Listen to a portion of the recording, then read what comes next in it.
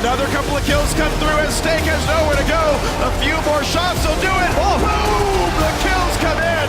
And this could be the semifinals for Origin. There's only one man left alive. This will surely be the base. And Europe has a semifinalist in the World Championship.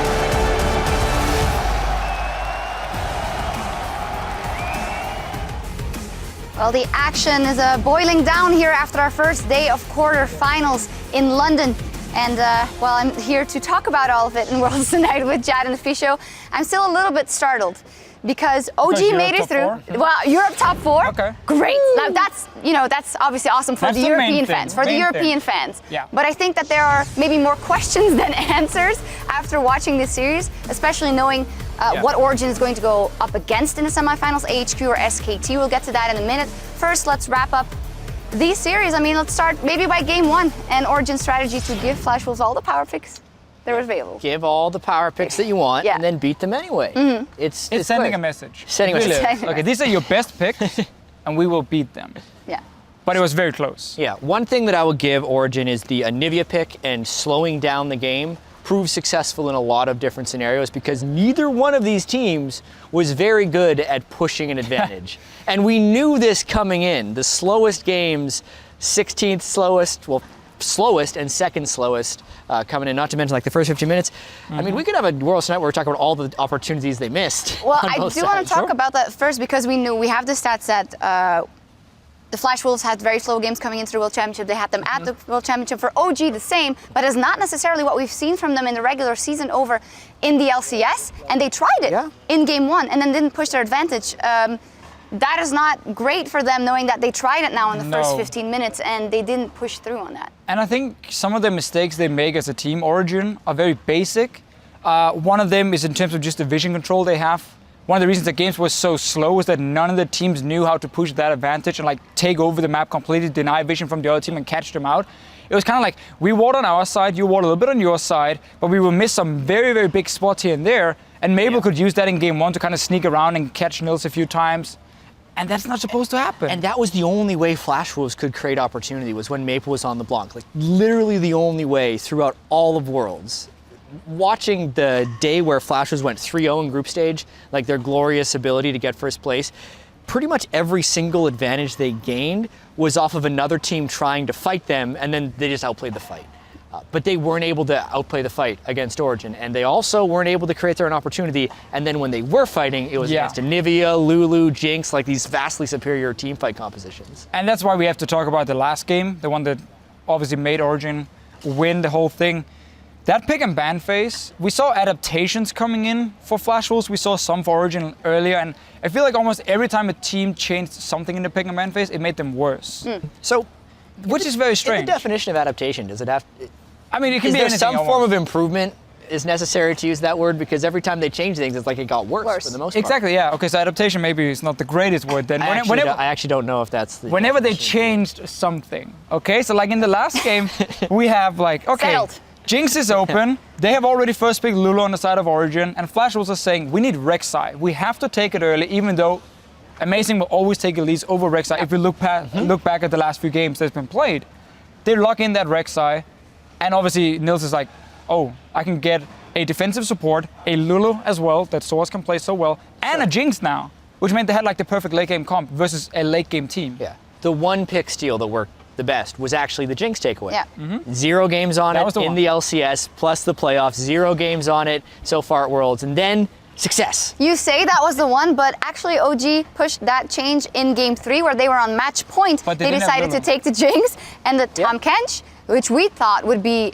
quite an unbeatable combo, as we've seen before. Tahm Kench and Jinx is one of my favorite 2v2 combos there is in the game because of how strong it is late game.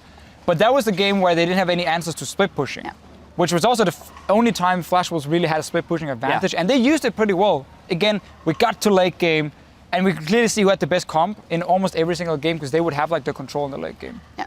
Another thing that came out of OG was first picking the Darius when they were on the red side twice and leaving it open for counter pick. Maybe you could say, okay, that is because Soaz is confident in that matchup versus Stake and what he can do. And it did net them the game in game 1, was it the pentakill? Yes. Game 2? Yeah, the pentakill out of nowhere just ran. Yeah. They were behind. He actually played that pentakill really, really well. getting your Noxian Might up on Darius is the most important thing. It means every time he lands an auto attack or a spell on someone, he gets max bleed stack. So you can see, like, the bleeds are also killing the people ridiculously quickly, and he landed every single heal from his Decimate as well. Like, this actually in game one, if it's possible to have like a series-defining moment, it was right there, because Origin was supposed to lose game one, giving up all the power picks. Aside from that game, that's the only team to win on red side. And without that Desperation Baron where they win the Smite War and Soaz gets the Pentakill, like maybe we're in game 5 and Flash Wolves is on blue side with a powerful comp. That European vibe, man. The base races. And we know how to make it exciting. Really cool. We know how to make it really very exciting. Origin especially. Origin is such a weird team to watch because they're so different. Like again, the shot calling late game with these backdoors happening, a play like this pulled out by Soaz, but also again some of the problems they have. Communication-wise, they're super good at rotation like macro play and calling these backdoors, but they're horrible at communicating. I'm back in base. Why do you put yourself in that position? I'm like, well, we see this all the time. It's like Amazing's like back in base, and then the two side lanes are like, let's keep pushing. Let's just run forward. Oh, we got ganked and died. Okay, what happened? I'm like, how can that keep happening? Yeah. A basketball analogy for this for me is like their J.R. Smith. That he's a guy who shoots nothing but threes. Sometimes he catches on fire, scores 40 points in a game. Otherwise, he turns the ball over like 15 times and shoots two for 15. Like, that kind of is the way their double teleport game feels to me, because sometimes it's so amazing and they make this great play and you think, Origin, they could literally beat anyone. Because with some of that strategic mastery, they could beat anyone. And then you have times where like a Nivea's split pushing without teleport and they're fighting 4v5. You're like, but it makes you think, is it strategic mastery? I mean, in some games, like the first game they played versus KT in the first week of the group stage, we were like, oh, wow, fantastic late game calls. But then here, Niels also said, we honestly got lucky. He owned up to it, so to say, and that's coming from him, knowing that he had the team on his back for that last games. They realize it as well. Of course, I mean, again, we look back at that pentakill in the first game where, yes, they had 4 dragons to 0. That was like the thing that going for them. So to keep baiting Baron for that 5th dragon over and over, which was very smart. Again, that's a good shot calling we see there from Origin. And yet, getting in that position in the first place, and also game 2, where they're playing against Stakes Malphite, everything is going perfect, and then as one team fight, they're like, let's keep chasing the Malphite and group up 4 men together. Stakes smacks them in the head and flash over from Mabel, kills everything, and you're like, why? How could that just happen? So like, that shot calling for the next match has to be so much cleaner for them, because they're doing so many good things, but there's just too many mistakes as well. It's so scary for Origin. Like, we're going to assume they're going to play SKT. Maybe this world's been full of surprises, but SKT's the lone undefeated team coming in here, and HQ doesn't look near the same level up until this point. So if they do play SKT, that's a team that punishes you for like a single mistake and ends the game off of it. I tried to ask him about it because, of course, Peke's been around so many World Championships. I kind of feel maybe there's something in there that's like, wow, semifinals, good, man. But then there's someone like Niels who's probably like, I'm going to go all the way. But where are the ends in a matchup like that? For Origin, we're most likely going to see them try and run the same kind of late game comps and see if they can get Niels on a hypercarry. Like, whenever Origin really needs to win, we've seen it in the final against Fnatic. We've now seen it here when they had to close out the series. They put Niels on this hypercarry and like really try and protect him with everything they have, because he's good enough, he's confident enough, he can make these big plays.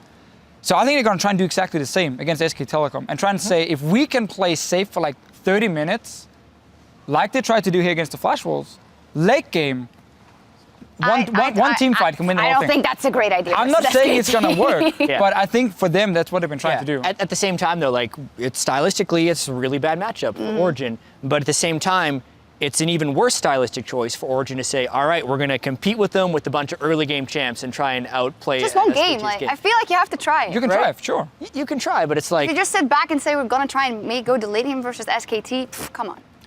If it's your best way to win, if it has been your playstyle now for a while and you don't trust your early game to be good enough for 3 weeks. The final against Origin, that late game comes as well. You're right. Against Fnatic, they played themselves. You're right. Just throwing it out there. Yeah, you're right. They have a chance because Origin is a really swingy team. And if they make a few nice double teleport plays, and maybe they play AHQ. If it's an AHQ matchup, the whole system changes. Yeah, and then maybe they underestimate them a tiny bit, because... And then AHQ crushes them because they're... Wait. If HQ beats SK Telecom, nobody will say the HQ is a weak team or anything. They are fantastic. So HQ is fantastic, but in this particular matchup they have on their hands tomorrow versus SKT, there are a lot of questions to be answered. Let's start with maybe the mid lane matchup, rather. Westor, we have been saying how, we don't know how he does it. He trails in CS and then he gets those kills, but now he's up against possibly Faker. I think we know exactly how Westor does it. He loses lane, and then when his team is team fighting, he's like, and he's actually pretty good at team fighting. He picks up kills on the backside. Can't actually fault Westor for his team fighting. He creates a lot of pressure despite being down in CS, but he still loses his turret like every single game. And I keep hearing how it's planned, it's okay that he falls behind. It is not okay that you fall behind, especially not against Faker. That is not okay, because if that tower drops, well, what's going to happen? He's never going to be able to roam because he's sitting so far back farming at a tier 2 tower. Faker has full control. Side lanes will then have problems. So Westor is probably the guy who needs to step up the most for HQ to win that matchup, because the rest of the guys have been performing really well on that team. He's the only guy losing the early game. Yeah, watching the games from HQ in the group stage, Ziv, On, and Albus, great players. Mountain was looking pretty shaky, and Westor, really shaky. Yeah. And they go up interestingly enough, they go up against Faker and Bengi, which are kind of good together. Kind of, a little bit. Had a good combo. I feel like it's almost the same. You could ask for the ins possibly for OG. If they meet SKT, it's kind of the same for AHQ. Get Jinx maybe for On once again. Try and protect him, try and roll and make those comps that way. It's going to be something like Tom Kench. Tom Kench is going to probably be in there. The Jinx, you mentioned it. Try and go late game with their AD carry. Because SK Telecom is a team who has often not run that much backline threat, because they value in these early skirmishes very much, Elise, jungle, and so on for Bengi, to fight in the early game. If you do manage to get past that point with a strong AD carry you can protect, I think late game team fights can be won by HQ. It's just getting there is going to be almost impossible. And one thing that SKT does do is they do seem to run more mid-game peaking team compositions than others. Obviously, we're a little bit skewed because we just watched Origin versus Flash Wolves, which every game was centered around 40 minutes. Most SKT games don't make it to 40 minutes. They're peaking at 20, winning by 25. Yeah, so we'll see what happens tomorrow. A lot to be discussed. HQ versus SKT is coming up tomorrow. Same time, same place, right here from London. We're going to sign off. See you tomorrow. Bye. Hello, London! We're here at the SSE Arena for the very first quarterfinal. Here comes the team. Oh dear! Poaches an egg. He gets some damage on his snake. He's on the hill, and it's going to save the game. Origin dropped the Nexus in game 1. Here we go. A massive knockup, and here comes the chain CC and the damage. There come the resets, and Jinx is excited. Welcome in here. No flash. Take care of the Victor. Elise after, Elise. Victor on me. Victor is low. You can fight. Origin start their quarterfinals 2-0. Just chill, dude. Just chill. Why can't you chill? Why don't we sit here and chill, dude? Why don't we just sit here and chill? Yeah. Why not play some League and chill? There are naturally plenty of damage. Niels maybe won't take it for himself. He goes in with Soaz. They gotta be careful what Oh my god! And again, it's no kills, it's just flash rolls taken. Game 3. And L in a bad way, taking more damage. The flash knock of the rocket hits, and Peke from downtown gets the kill. Now holds Super Origin, and look at that grit. Puts the rocket in. Oh no! And Europe has a semi-finalist at the World Championship as Origin win 3-1.